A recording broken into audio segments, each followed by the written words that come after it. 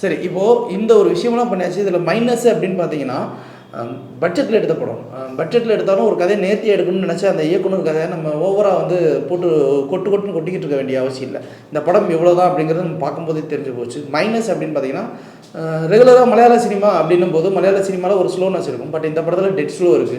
அவ்வளோ ஸ்லோல வந்து மக்கள் உட்கார மாட்டாங்க. 2வது காஸ்டிங் அந்த ஆர்டிஸ்ட் வேல்யூ எதுவுமே இல்ல. ஸோ ஆர்டிஸ்ட் வேல்யூ எதுவுமே இல்ல அப்படின்னும்போது, பார்க்கறதுக்கு ஆட்களும் யாரும் வரமாட்டாங்க.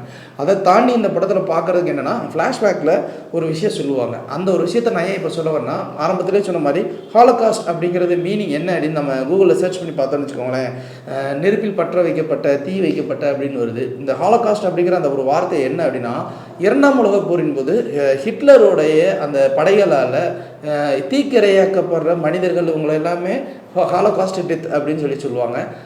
குறிப்பா யூதர்கள் அந்த மாதிரி பாதிக்கப்படுவாங்க. இந்த கதையில அதே மாரி ஒரு விஷயம் தான். அத வந்து என்னன்னா, ஒரு 16 வயது பெண், இளம் பெண் வந்து இந்த மாரி தீக்கிரையாக்கப்பட்டு பாதிக்கப்பட்டிருக்கா.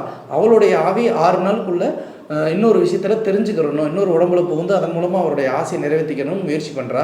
அதற்காக யூதர்கள் ஒரு தாந்திரீக மெத்தட பயன்படுத்துறதா இந்த பெட்டிக்குள்ள வச்சு, இந்த நெபு மெத்தட் அப்படின்னு ஒரு விஷயத்த வந்து சொல்லியிருக்காங்க. ஸோ இந்த ஒரு விஷயம் புதுசு. இந்த பட்ஜெட் தான் கிட்டத்தட்ட ஒரு ரூ. 10,00,000 வச்சு தான் படம் எடுத்திருப்பான்னு நெனைக்கிறேன். அத வச்சு ஒரு படம் பண்ணணும் அப்படின்றதுக்காக, சும்மா ஏதோ ஒண்ணு எடுக்காம, அந்த 10,00,000 வச்சு எப்படி அந்த கதைய மேக்கப் பண்றது அப்படிங்கிற ஒரு விஷயத்த பண்ண அந்த ஒரு நேர்மைக்காக மட்டும் தான் இந்த படம் பார்க்கலாம். பட் இந்த படம் தியேட்டர்ல அதிகமாலாம் பெருசாலாம் ரீச் குடுக்குமா அப்படின்னு கேட்டா, குடுக்கவே குடுக்காது.